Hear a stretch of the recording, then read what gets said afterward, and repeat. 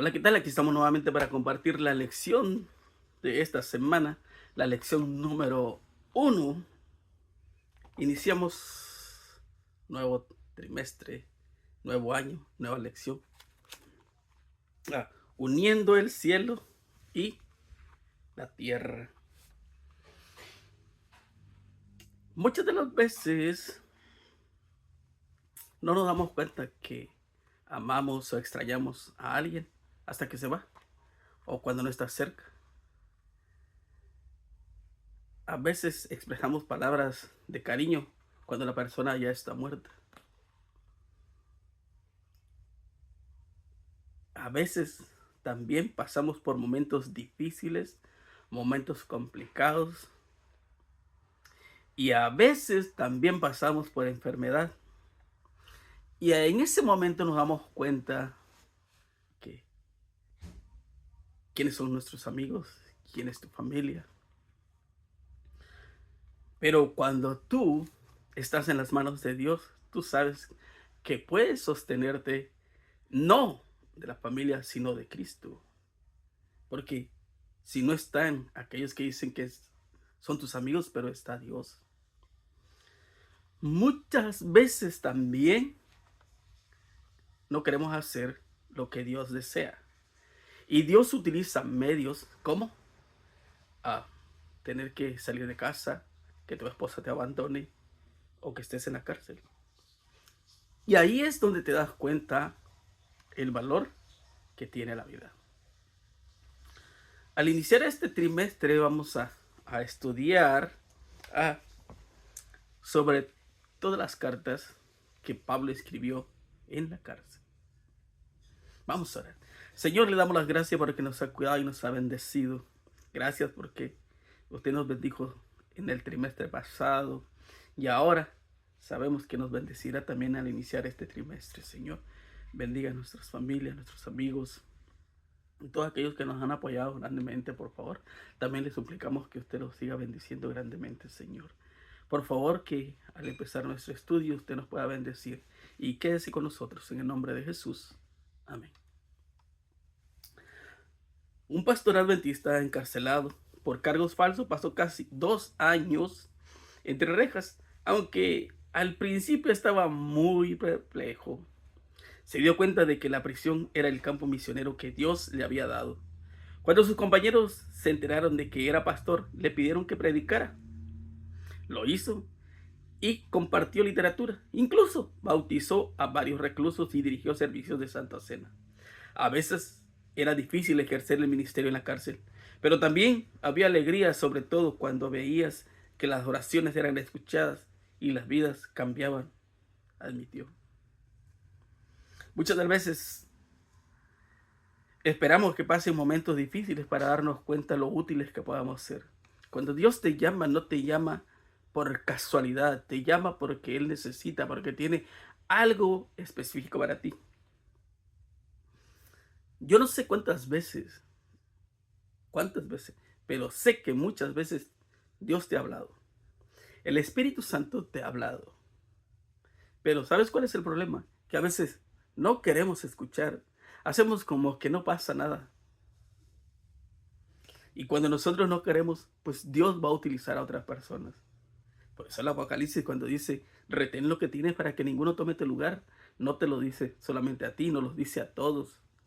Todos somos invitados a formar parte de ese ejército, a formar parte de esas personas, de esos hijos de Dios, de esos hermanos de Cristo que quieren y desean predicar el Evangelio. Pero muchas de las veces no todos estamos dispuestos. El apóstol Pablo sentía una profunda responsabilidad por los que se convertían por sus labores.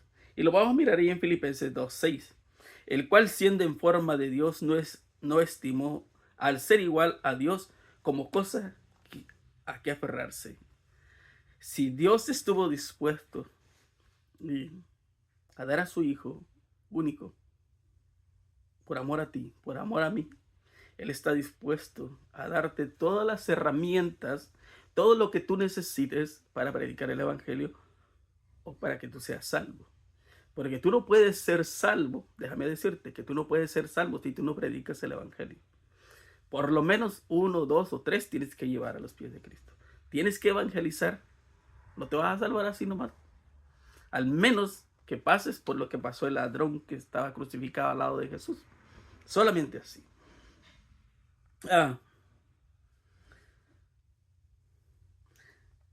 Es un principio universal que cuando quiera que uno niegue a usar sus facultades que Dios le da, estas decaen y mueren. Probablemente que tú has estudiado la Biblia. Muchas personas leen la Biblia. La leen. Pero el asunto o el problema no es solamente leerla, sino ponerlo en práctica. Haz de cuenta que tú pasaste, a ver, le podemos decir si estás en México, 3 años en el kinder, 6 años en primaria, 3 años en secundaria, 3 años de bachillerato y puede ser que 5 años de universidad. Haz cuenta. Todos esos años para que tú tuvieses una carrera y al final de cuentas no la ejerces, ¿de qué sirvió todo ese tiempo? Absolutamente de nada. Porque si tú estudias es por algo, porque no solamente para tener el título, sino para trabajar en eso. Es igual en la vida cristiana. Tú tienes la Biblia, o tú vas a la iglesia, pero no es solamente por ir a la iglesia, sino para hacer un trabajo al cual Dios te llamó y Él desea que tú seas parte de eso. Todo, y esto es muy importante, todo verdadero ministro siente una pesada responsabilidad por el progreso espiritual de los creyentes confiados a su cuidado, un anhelante deseo de que sean colaboradores de Dios y que sean salvos y que lleguen al conocimiento de la verdad. Todo aquel que dice que es pastor, lo primero que tiene que hacer es que él esté bien con Dios, que él viva la verdad, que sienta la verdad y que predique la verdad para que los demás puedan llegar al conocimiento de la verdad, porque si no, es culpable. Es una responsabilidad. Yo escucho que muchos quieren ser pastores porque dicen que ganan muy bien. Yo no lo sé y no me interesa. Pero no vas a ser pastor solo por el dinero, porque ahí ya estás en problema. Estás poniendo en primer lugar el dinero y no el trabajo, no a Dios. Busca primeramente el reino de Dios y su justicia, y todas las cosas vendrán por añadidura, dice ahí Mateo 6:33, ¿no? Entonces, date cuenta que no todos, vamos a ser sinceros, no todos sentimos el mismo deseo de predicar el evangelio y que las personas también lleguen al conocimiento de la verdad.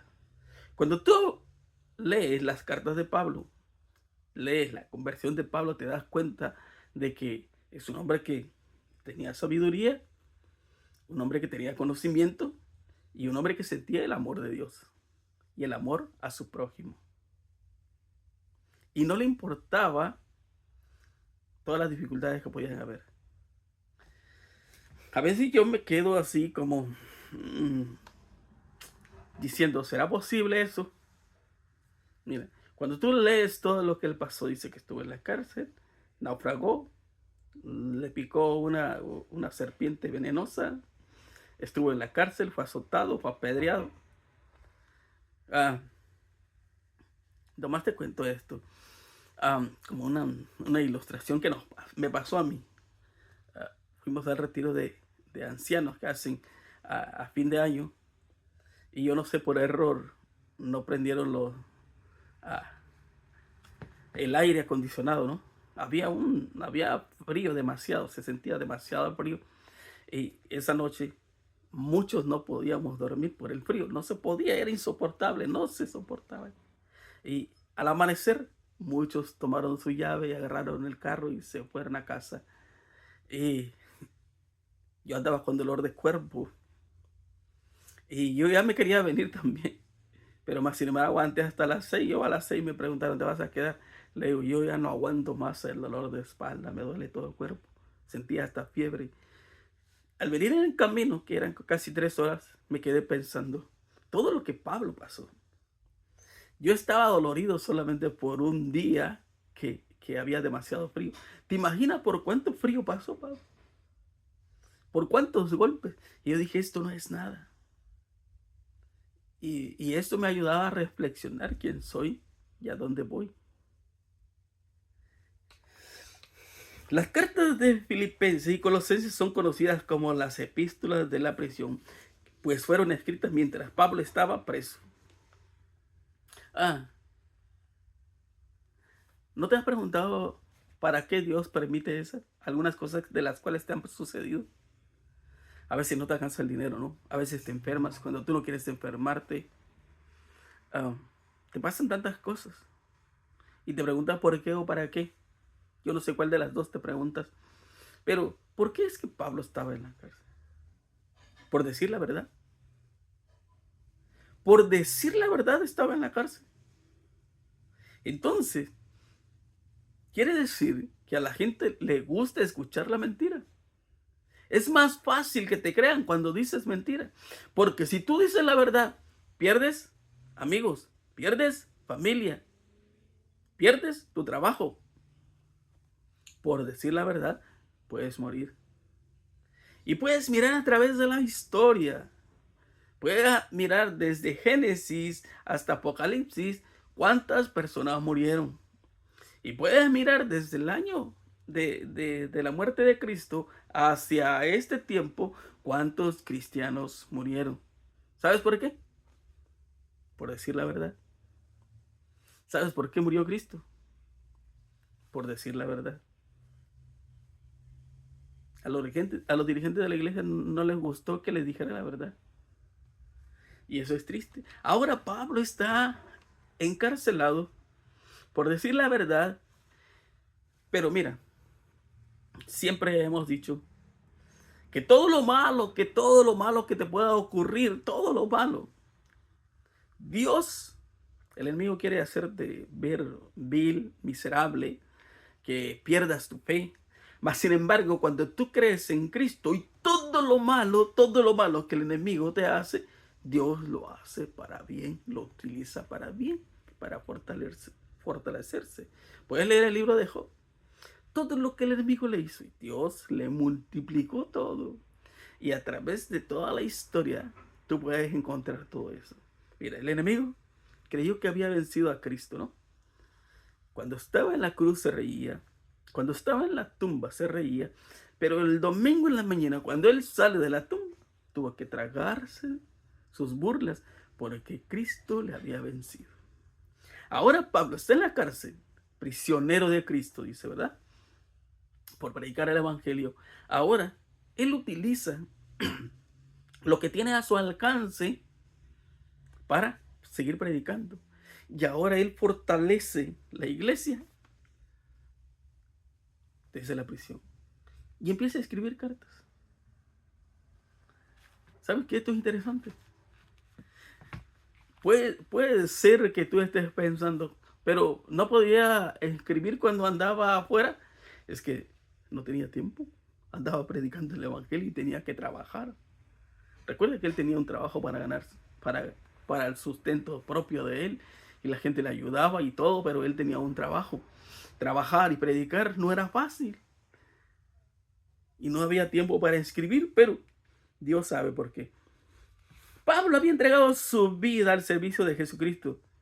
Si ese servicio incluía ser prisionero, estaba preparado para ello. El apóstol se describe a sí mismo como embajador de cadenas, ahí en Efesios 6:20, por el cual yo soy embajador en cadenas, que con denuedo hablé de él como debo hablar. Y también Filipenses 1:20, conforme a mi anhelo y esperanza de que en nada seré avergonzado, antes bien con toda confianza, como siempre, ahora también será magnificado Cristo en mi cuerpo, y por mi vida y por mi muerte. Y el 2:17, y aunque sea derramado en libación sobre el sacrificio y servicio de vuestra fe, me gozo y me regocijo con todos vosotros. Cuando te pasa algo, yo siempre a veces pregunto, ¿cuántos de ustedes el día miércoles, que es día de agradecimiento, pasan allá al frente y agradecen porque no tienen trabajo? ¿Cuántos de ustedes agradecen porque están enfermos? ¿Cuántos de ustedes pasan ahí enfrente y agradecen porque perdieron un ser querido? Nosotros no sabemos agradecer cuando pasamos por momentos difíciles. Solo decimos que somos cristianos cuando todo va bien. Cuando tienes un buen trabajo, cuando hay salud, cuando todo funciona bien, somos cristianos. Pero cuando empieza a ir mal, nos vamos alejando de Dios, nos vamos alejando. ¿Y sabes cuál es el problema más grande? Que cuando yo me alejo de Dios, ¿ah? Todavía cuando me pasan cosas malas le echo la culpa a Dios. Increíble. Ah, Este epístola contiene algunas pistas acerca del lugar donde Pablo se encontraba en el momento de su encarcelamiento. En primer lugar, había un pretorio. Esto puede referirse a la residencia oficial de un gobernador provincial. Puede ser que Pablo escribió en Roma. En segundo lugar, Pablo también envía saludos a los creyentes de la casa de César. Pues César estaba en Roma, dice ahí Filipenses 4:22. Todos los santos os saludan y especialmente los de la casa de César. ¿Te imaginas? No es por causa de restricción alguna por parte de Dios por lo que las riquezas de su gracia no fluyen hacia la tierra a los hombres. Si todas tuvieran la voluntad de recibir, todos serían llenados de su espíritu. Eso es maravilloso, ¿no? Tú te puedes imaginar, antes del cierre de la gracia, el Espíritu Santo se va a derramar para predicar el Evangelio a todo el mundo, a toda persona que le haga falta. Y Dios va a utilizar a muchas personas, niños, jóvenes, adultos, ancianos, mujeres. Pero ahora yo te pregunto, ¿tú estás preparado para eso? Muchas de las veces a nosotros no nos interesa. Muchas de las veces nosotros vamos a la iglesia, pero no pasa nada. ¿Te imaginas? Y podemos decir que somos cristianos. Y entonces muchas de las veces nos tenemos que preguntarnos qué tipo de cristianos somos. Si Dios, que es rico en misericordia por su mucho amor con que nos amó, aún estando nosotros muertos en pecado, nos dio vida juntamente con Cristo, dice Efesios 2:4-7. ¿Te imaginas? Cuando tú y yo no sé cuál es tu historia, pero estábamos en el mundo, no valíamos nada, no servíamos para nada. Y aunque la gente pueda decir lo contrario, ahora tú puedes ser útil para Dios. Pero Dios te llamó para que tengas una vida diferente, para santificarte. ¿Y sabes cuál es lo curioso aquí? Que muchas de las veces la gente está mirando, pero parece que no es cristiano, pero la gente no sabe las luchas que tú tienes. Pero cuando Dios te llamó con un propósito, y te lo sigo diciendo. Mientras vuestra alma suspire por Dios, encontraremos más y más la inescrutable riqueza de su gracia. ¿Cuesta orar? ¿Duelen las rodillas? Sí, cuesta orar. Duelen las rodillas. Cuando tú lees la Biblia, muchas de las veces te duelen los ojos, te arden los ojos. Muchas de las veces sacrificas tiempo, pero es necesario. También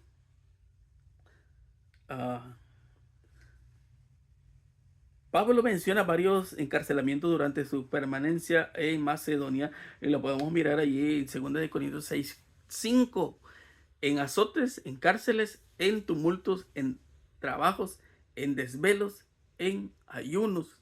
2 Corintios 7:5. Porque de cierto, cuando venimos a Macedonia, ningún reposo tuvo vuestro cuerpo, sino que en todo fuimos atribulados, de afuera conflictos, de adentro temores. ¿Te puedes imaginar que todo lo que Pablo estaba pasando por predicar el Evangelio? Dice 2 Corintios 11:23, ¿son ministros de Cristo? Como si estuviera loco hablo, yo más, en trabajos más abundantes, en azotes sin número, en cárceles más, en peligros de muerte, muchas veces. En otro texto Pablo dice que estaba en prisión en Filemón. Vamos a leerlo. Filemón 1:10 y el 3. Dice que estaba preso, pero bajo arresto domiciliario. Y aunque él dice que no pasó nada, que no era tan difícil, dice un soldado romano de élite, Ignacio de Antioquía, un cristiano de principios del siglo XII que estuvo en una condición semejante, describió a los soldados romanos como bestias salvajes. Quiere decir que los golpeaban, los trataban mal. ¿Solo por qué? Por decir la verdad. Es muy difícil que fuera su vida. Pablo era capaz de ver el lado bueno de las cosas y eso le daba valor para soportar la tensión. Y tú te sabes un versículo muy conocido, todo lo puede en Cristo que me fortalece, ¿verdad? Sí. Pero tú lo usas solamente cuando todo está bien. Si lees desde el versículo 9, 10, 11, 12, él dice, cuando hay comida, yo disfruto, pero cuando no hay, yo lo disfruto. Cuando estoy sonriendo, yo lo disfruto. Cuando me golpean, yo lo disfruto. Cuando me tratan mal, yo lo disfruto. Cuando me tratan bien, yo lo disfruto. Pero a mí, cuando me tratan mal, yo ya no vuelvo a esa iglesia. ¿Verdad? Cuando los hermanos me ignoran, yo eso ya no son mis amigos. Y entonces tenemos que preguntarnos, ¿qué tipo de cristianos somos? Dice, a menudo podemos caer en la tentación de mirar nuestras circunstancias, nuestras debilidades o nuestros fracasos pasados y desanimarnos. En un momento como eso necesitamos recordar los numerosos recursos que Dios ha provisto para nuestro éxito en la lucha contra el mal. ¿Sabes que a veces también a nosotros se nos olvida todo lo que tenemos a disposición? Cuando estamos pasando por momentos difíciles, lo primero que tenemos que hacer es ir a la Biblia. ¿Alguna vez has pasado por momentos difíciles? Yo sé que sí. Yo he pasado por momentos difíciles. Un libro que me gusta leer es el libro de Job, el libro de Nehemías. Me encanta leer esos dos libros. Cuando tú estés pasando por momentos difíciles, lee el libro de Job. Sencillo. Tiene 42 capítulos, pero muy interesantes. Te vas a dar cuenta de algo maravilloso que Dios tiene para ti. Mira, puede ser que tú estés pasando por momentos difíciles, solamente cuando vas a la Biblia te vas a dar cuenta que Noé pasó por momentos difíciles. Se enfrentó a hombres que no tenían temor de Dios, mas sin embargo él confió. Pero también te vas a dar cuenta que había el pueblo de Israel, por ejemplo, que estaba atrás de un gran ejército, el más poderoso de ese tiempo, y que podían caer muertos. Mas sin embargo, Dios abrió el mar rojo. ¿Te puedes acordar de David también? Que es perseguido por un rey malvado, sin sentimiento, solo porque no quiso obedecer la voz de Dios. Mas sin embargo, Dios dijo a David que él iba a ser el nuevo rey. Y a él no le gustó. Y con un ejército va a buscarlo, aún siendo inocente. Él no tuvo miedo a matarlo. No tuvo miedo. Pero también podemos mirar el mismo caso de los jóvenes hebreos ante el rey más poderoso de Babilonia, Nabucodonosor. No le tuvieron miedo a la muerte. Pero también te puedes acordar de Daniel,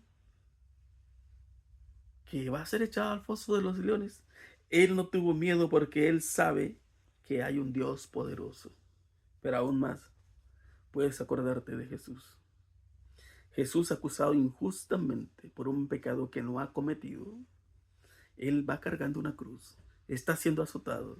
Y aún en los momentos más difíciles que él siente que su padre lo ha abandonado,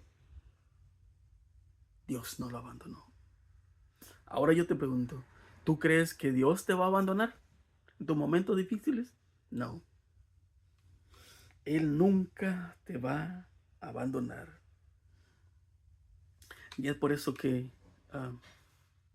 allí en Isaías, me parece que es 43:2, Cuando pases por las aguas, yo estaré contigo. Por los ríos no te negarán. Cuando pases por el fuego no te quemarás, ni la llama arderá en ti. ¿Por qué dice? Sigue diciendo, porque yo soy tu Dios. Oh. Dios es poderoso y Dios no se olvida de sus hijos.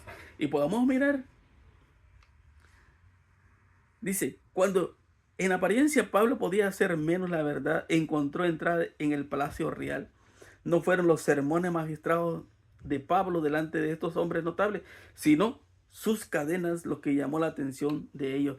Y mediante la cárcel, mediante las cadenas, él le predicó a reyes. ¿Te puedes imaginar cómo Dios utiliza todos los medios para que el evangelio sea predicado? Probablemente que no nos va a gustar las formas, no nos va a gustar, pero cuando tú realmente ames a Cristo, podemos entenderlo si queremos vivirlo. También, durante el segundo viaje misionero de Pablo, poco después de la incorporación de Timoteo, el Espíritu Santo les impidió continuar su labor en Asia Menor. Ahí lo miramos en Hechos 16:6. Entonces, durante una visión nocturna, Pablo vio a un hombre que le suplicaba: pasa a Macedonia y ayúdanos, en Hechos 16:9. Así que inmediatamente se dirigieron al puerto marítimo más cercano para partir desde allí a Macedonia y navegaron. Mira, si nosotros prestáramos oído al Espíritu Santo, el Espíritu Santo es el que te convence, el que te guía, el que te transforma. Y Pablo, él va en su camino y dice el Espíritu Santo: no vayas ahí, ve aquí. ¿Y a dónde lo llevaba? A Filipos. ¿Por qué a Filipos? Era una de las ciudades en ese momento más importantes. También era como el centro, ¿no? Que todos los lugares, de muchos lugares, venían acá y se cruzaban. Ese era el centro. Y de acá se podía predicar el evangelio para muchos lugares, porque llegaba la gente. A veces nos quedamos pensando que lo que estamos haciendo nosotros está bien. Pero el problema es que no le preguntamos a Dios. No escuchamos la voz del Espíritu Santo, porque el Espíritu Santo es el que dirige. Y podemos mirar que cómo se formaron las iglesias cuando se dejó guiar por el Espíritu Santo. Curiosamente, la lengua oficial de Filipos en el siglo I era el latín. Y todavía todo le facilitaba, ¿no? Y a veces podemos llegar a pensar que son coincidencias. No son coincidencias. Nada pasa por coincidencia. Todo sucede por el poder de Dios y del Espíritu Santo. Él sabe. No es coincidencia. Nada pasa así. Nada es casualidad. Pablo, el más grande de nuestros hermanos, acepta tanto los deberes más humildes como los más elevados y reconocía la necesidad del trabajo tanto para las manos como para la mente. Podemos mirar allí en Hechos 16:28, mas Pablo clamó a gran voz diciendo: no te hagas ningún mal, pues todos estamos aquí. ¿Por qué fue Pablo a la cárcel? Por decir la verdad, ya lo dijimos. Y ahora, ¿por qué Dios lo llevó ahí? Porque tenía una misión. Cuando viene ese terremoto, el encargado, el que cuidaba la cárcel, se quería quitar la vida. Y él le dijo: no lo hagas, aquí estamos todos. ¿Qué estaba haciendo Pablo? Ya lo habían azotado. Y él estaba cantando. Viene el terremoto y él sigue cantando porque es agradecido con Dios, porque él sabe las cosas que hace Dios. ¿Qué sucede ahí? Que este hombre se convierte, que su familia se convierte. Entonces, ir a la cárcel tenía un propósito. ¿Sabes cuál es nuestro problema? Que nosotros no queremos pasar por nada de dificultades. Si fuese posible así, sentadito, quisiésemos ir al cielo, sin obedecer a Dios, sin hacer nada. Sí.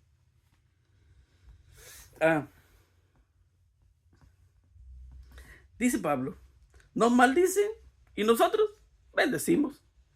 Padecemos persecución y la soportamos. Nos difaman y rogamos. Como entristecidos, mas siempre gozosos, como pobres, más enriqueciendo a muchos. Como no teniendo nada, más poseyendo todo. Porque lo más importante es el cielo. ¿Te puedes imaginar que cuando te desprecian, tú sales huyendo? Y él dice, yo estoy agradecido. Y ahora, Pablo y Colosas, no tenemos constancia de que Pablo visitara alguna vez Colosas, lo que nuevamente nos dice algo acerca de la eficacia de su estrategia evangelizadora. En primer lugar fue Epafras, residente de Colosas. En Colosenses 4:12 lo podemos mirar, quien llevó el evangelio a esa ciudad. Ahí lo encontramos en Colosenses 1:7. ¿Cómo ocurrió su conversión? Lo más probable es que haya ocurrido cuando Pablo estuvo a mediados de la década del 50 en la cercana Éfeso. Mira, es la importancia también de saber escuchar, y cuando el mensaje llega a tu vida y transforma tu vida, Dios transforma tu vida, tú quieres que otras personas sean transformadas. Y Epafras fue y predicó el evangelio. Y ahora él solicita ayuda y él empieza a escribir. ¿Por qué él escribe a la iglesia de Colosas? La ciudad, a unos 15 kilómetros al sureste de la Odisea, está siendo excavada en la actualidad, por lo que sabemos menos de ella que en otras ciudades más importantes de la región. Sin embargo, sabemos que contaba con una población judía considerable, de hasta 10,000 de ellos viviendo en esa zona. La importancia de cómo, mira, a veces nosotros perdemos la visión. Sí, porque cuando tú entras a la iglesia, Dios te da tu visión, lo que tú tienes que hacer. Y en tu caminar perdemos de vista el objetivo. Y es por eso que muchas personas se salen de la iglesia muy fácilmente, porque pierden de vista el objetivo. Perdemos la visión. ¿Por qué estábamos ahí? ¿Por qué Dios nos llamó? Podemos mirar cómo se fue predicando el evangelio. Y esto es maravilloso. Pablo ahora le escribe porque la iglesia de Colosas, con los colosenses, están rodeados de mucha idolatría. Y él sabe que vendrán falsos maestros, falsos profetas, que engañarán. Y él le dice, tengan cuidado. Ustedes tienen que entender en quién han creído. Y si alguien les predica un evangelio, ok, revíselo. Y tienen que investigar antes. Él está preocupado por sus hermanos. Dice, Cristo había anticipado que se levantarán engañadores en cuya influencia la maldad y se multiplicará el amor de muchos, se enfriará. Mateo 24:2. Advirtió a sus discípulos que la iglesia corría más peligro por causa de este mal que por las persecuciones de sus enemigos. Y eso sucede hoy. Exacto. Las amonestaciones de la palabra de Dios respecto a los peligros que rodean a la iglesia cristiana son para nosotros hoy también. La carta a los colosenses está llena de lecciones de gran valor para todos los que están ocupados en el servicio de Cristo. Lecciones que muestran la sinceridad del propósito y la altura del blanco que será visto en la vida de aquel que representa correctamente a su Salvador. También la iglesia de Filipo y Colosas, Filipenses 1:1-3, Pablo y Timoteo, siervos de Jesucristo, a todos los santos en Cristo Jesús que están en Filipo, son los obispos y diáconos. Gracias y paz a vosotros en Dios nuestro Padre y el Señor Jesucristo. Doy gracias a mi Dios siempre que me acuerdo de vosotros. Y en Colosenses 1:1-2, Pablo, apóstol de Jesucristo por la voluntad de Dios, y el hermano Timoteo, a los santos y fieles hermanos de Cristo que están en Colosas, gracias y paz sean a vosotros de Dios nuestro Padre, el Señor Jesucristo. Ahora, en su saludo típico, saludo epistolar, Pablo llama a los cristianos santos. Pero cuando vamos a la iglesia, cuando estamos a la iglesia, ¿quién te llama santo? Dijo, no, dice lo contrario, ¿no? No es un santo. Pero tú sabes que cuando Dios te llama, lo podemos mirar ahí en Éxodo 19, 5, 6. Ahora pues, si dieres oído a mi voz y guardares mi pacto, vosotros seréis mi especial tesoro sobre todos los pueblos, porque mía es toda la tierra, y vosotros me seréis un reino de sacerdotes y gente santa. Estas son las palabras que dirás a los hijos de Israel. Cuando Dios te llama para que seas santo.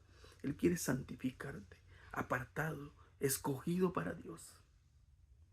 Sabes que cuando Dios te llamó es porque Él te da la salvación y quiere transformar tu vida, solamente que tienes que estar dispuesto. En 1 de Pedro 2, 9, 10, mas vosotros sois linaje escogido, real sacerdocio, nación santa, pueblo adquirido por Dios para anunciar las virtudes de aquel que os llamó de las tinieblas a la luz admirable. Vosotros que en otro tiempo no eras pueblo, pero que ahora sois pueblo de Dios, que en otro tiempo no habías alcanzado misericordia, pero ahora habéis alcanzado la misericordia. En otro tiempo que no valías nada, Dios te llamó del mundo. Lo llamó a Abraham, lo sacó de ahí para algo mejor, porque tenía algo mejor para él. Y dice Hebreos, cuando Abraham deja ya, dice que miraba la tierra prometida como lejos, ¿no? Pero él sabía. Y aunque no vivió ahí, no la hizo suya, sabía que tenía algo mejor. Entonces, cuando Dios te llama, es para santificarse. También podemos darnos cuenta que aquí llevamos la carta a los Efesios, Colosenses. También podemos mirar a Filipenses, Colosenses, Efesios, también Timoteo. Dice, formar colaboradores como Timoteo y Epafras y proveer para el liderazgo de la iglesia local era una prioridad para Pablo. Ahora, mira qué interesante es que cada uno como líder tenía una responsabilidad. Ahora, cada uno de nosotros como líder tiene una responsabilidad. Cada pastor tiene una responsabilidad y ya lo dijimos. Es nuestra responsabilidad que se vea el bienestar de la iglesia, el bienestar de los hermanos. ¿Cuál es el problema? A veces no nos interesa. Pero Dios se interesa. En su carta a los Colosenses, San Pablo enumera las abundantes bendiciones concedidas a los hijos de Dios. No cesamos, dice, de orar por vosotros y de pedir que seáis llenos de conocimiento, de voluntad, en toda sabiduría e inteligencia espiritual, para que andéis como es digno del Señor, agradándole en todo, llevando fruto en toda buena obra y creciendo con el conocimiento de Dios. En Colosenses 1, 9 al 11. Y lo podemos mirar también en Efesios. ¿Cuáles son las oraciones? Que le dé sabiduría, que le dé inteligencia. Y sabes cuánta sabiduría nos hace falta. Muchas de las veces nosotros pedimos sabiduría para que nosotros podamos realizar nuestro trabajo. A veces pedimos sabiduría para que podamos ganar más dinero. Pero no pedimos sabiduría para entender la Biblia. No pedimos sabiduría para predicar el Evangelio. No pedimos sabiduría para tener una vida diferente. No en el mundo, sino en Cristo. ¿Por qué? ¿Cuál es el problema? Y esa es una de las razones que nos pueden llevar a entender dónde estamos y a dónde queremos ir. Pablo está preocupado por la iglesia. Sí, porque si la iglesia tiene sabiduría, pide el poder de Dios, Dios está dispuesto. Si Dios estuvo dispuesto a dar a su Hijo, ¿crees que no está dispuesto a darte sabiduría? ¿Crees que no está dispuesto a dar de su Espíritu Santo? Claro que sí. Él puede transformar tu vida. Él puede transformar mi vida. Solamente que tengo que clamar a Él. Y hoy es el día. Puedes darte cuenta. Terminó el año. Ya casi termina el año. Fallaste. Prometiste y no cumpliste. Ahora vas a iniciar. Tienes un propósito. Dios ahora te da una nueva página. Pero tú decides igual o cambiar. ¿Qué decisión vas a tomar? De todo corazón deseamos que tomes la mejor decisión. Sí, que tomes la mejor decisión. Que escuches la voz de Dios. Vamos a orar. Señor, le damos las gracias porque nos ha bendecido. Gracias por esta lección. Ayúdele, Señor, a confiar en su promesa y en su palabra. Y que su Espíritu Santo siga trabajando en cada uno de nosotros y pueda transformarnos para su honra y gloria. Por favor, le suplicamos, Señor, que si le hemos fallado, que usted nos perdone. Pero sabemos que podemos trabajar en su obra. Gracias por escucharnos. En el nombre de Jesús. Amén. Mi hermano, mi amigo, que Dios te bendiga y que tengas un excelente día. Nos vemos la próxima semana, si así Dios nos lo permite. Bendiciones.